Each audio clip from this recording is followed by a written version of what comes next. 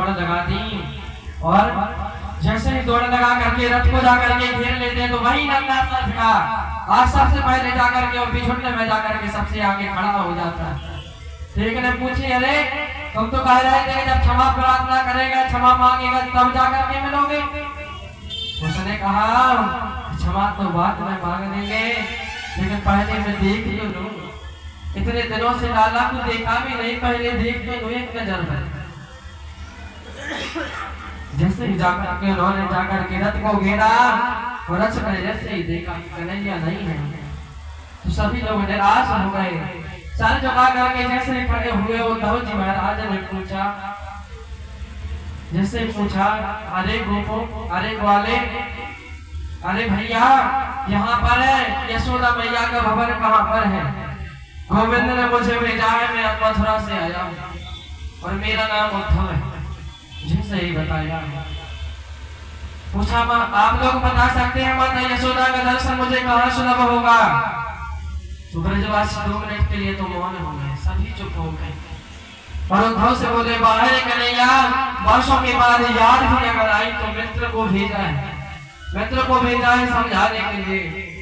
उद्धव ने कहा, आप लोग अन्यथा मत समझिए, मैं सत्य कहता हूँ, आप लोगों का स्मरण होता है, प्रतिदिन कन्हैया आपको याद करते हैं, इसलिए तो गोपाल ने मुझे भेजा है आपके पास और मैया यशोदा से मिलना है, नंद बाबा के दर्शन करने हैं। ब्रजवासी बोले, उद्धव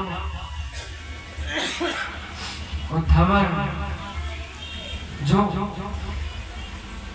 माँ यशोदा के महल का मार्ग बताना अब जरूरी नहीं रहा, क्योंकि लाला की याद में रोते रोते जिसके नेत्रों की ज्योति समाप्त हो गई, कृष्ण की याद में रोते रोते जिसकी श्रवण शक्ति कमजोर हो गई, उस माँ यशोदा के महल का मार्ग बताना अब जरूरी नहीं है। उद्धव ने कहा, तो मैं पहुंचूंगा कैसे? ब्रजवासी बोले, तो ये पानी का बहता हुआ, ये जो पानी तुम देख रहे हो बहता हुआ आ रहा है नीचे की ओर, जो तुम्हें दिखाई दे रहा है। बुद्ध बोले, हाँ, तो बस इस पानी का जहाँ अंत है वही यशोदा का महल है, क्योंकि ये कोई पनारा नहीं है, कोई नाला नहीं है, ये कोई पानी नहीं है। उद्धव, ये मैया यशोदा, नंद बाबा, हजारों गोपियों किशोरी श्री राधा जी के नेत्रों से बहने वाले अश्रुओं की वाली धारा है, ये कोई जल की धारा नहीं है। इसका जहां पर अंत दिखाई दे वो यशोदा मैया का महल है। और उद्धव ने सोचा, ऐसा आकर्षण मैंने पहले कहीं भी नहीं देखा। उद्धव जी रथ में से नीचे उतरे, धीरे धीरे यशोदा महल की ओर जैसे ही धीरे धीरे बढ़ने लगे। 85 चौक वाला नंद रानी का महल, जिस महल में कभी नाचे नंदलाल और नचावे हरि की मैया, जिस रंगना में जो धीरे धीरे मैया ताली बजाती थी, ठाकुर जी सुंदर सुंदर नृत्य करते थे, और ये 50 चौक वाला अद्भुत महल आज सूना हो गया, जाले लग गए। ब्रजवासियों ने कहा, उद्धव जो विशाल महल तुम्हें दिखाई देता है नंदरानी का, उस महल के सामने जो माला जपते हुए बैठे हैं, जो तो पुरुष बैठे हुए हैं, यही नंद और यशोदा है।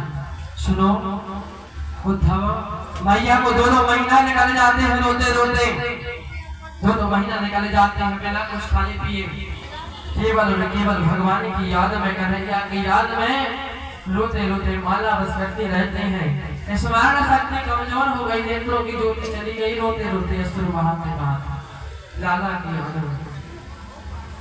श्री कृष्ण महादेव उद्धव जी ने प्रवेश किया। जय श्री कृष्ण की आवाज निकल रही, स्वर सुनाई दे रहे। उद्धव जी देखते ही रह गए इस विचित्र प्रेम आकर्षण को। सामने नंदरानी माला लेकर के बैठी है, हाथ में उद्धव ने जाकर कहा, प्रणाम किया और कहा, मैं उद्धव हूँ, प्रणाम करता हूँ, मथुरा से आया हूँ, मेरा प्रणाम स्वीकार कीजिए। जैसे ही उद्धव ने कहा, स्मरण शक्ति कमजोर हो गई, सुनने की शक्ति भी कम हो गई। उद्धव ने क्या किया? उद्धव ने जोर से जैसे ही प्रणाम किया और जोर से प्रणाम किया, यशोदा मैया के हाथों से माला छूट गई। माला जैसे ही छोटी और चिल्ला करके बोली, धीरे बोलो, धीरे धीरे बोलो, इतनी जोर से काय को बोलते हो? क्यों बोलते हो? यदि जोर से बोलोगे तो मेरा लल्ला जो है नींद से जाग जाएगा, उसकी नींद खुल जाएगी। आज का गोविंद को बड़ी परिश्रम से, लाला को बड़ी परिश्रम से मैंने सुनाया है, उसकी नींद खुल जाएगी। कभी चंदा मांगता है, कभी माखन मांगता है, कभी गहूं मांगता है, जैसे तैसे आज मैंने पन्ने में सुनाया। उद्धव ने कहा, हे भगवान, यदि गोविंद को मथुरा छोड़ करके आया तो यशोदा को नहीं है, परिणाम में सो रहा है। उद्धव के ज्ञान की पहली सीढ़ी खिसक गई। मैया से बोले, मैया आप क्या कर रहे हो? गोविंद हमको छोड़कर कहीं नहीं जाए। कहती चलो तो मैं तुम्हें दिखा देती, दिखाऊं। उद्धव के निकल के मैया जैसे ही पलना के पास पहुंचती है, पलना के पास जैसे ही पहुंची, मैया धड़ाम से गिर गई। जैसे ही धड़ाम से गिर गई और रोते हुए बोली, अरे उद्धव, मैं भी कैसी पागल हूँ, लाला को हमें छोड़ करके कई बार समय छोड़ करके चला गया, वर्षों पहले छोड़ करके हमें चला गया, लेकिन मैं क्या करूं? ये वही पलना है जिसमें गोविंद को अपने हाथ से मैं सुलाया करती थी। ये वही रसोई घर है जिसमें भोजन अपने हाथ से बनाती थी, और मेरा लाला अगर रसोई घर के द्वार आकर के बैठ जाता, भैया एक पकौड़ी हमें भी दो, एक पकौड़ी हमें भी दो।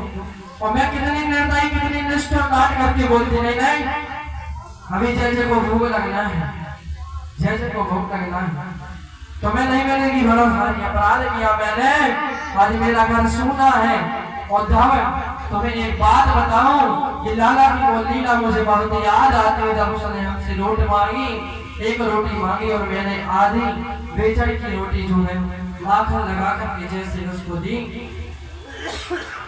जैसे ही लाला को दी, धूरी धरे आगे सोहत श्याम कैसी बैठे आगे राग पेजनी बाजत पीरी खछोटी, और बादशाह भी गोर से खाने में लोग भारती का में कला निधि कोटी, और कागे के भागे बड़ी सजनी हरी हाथ से ले गए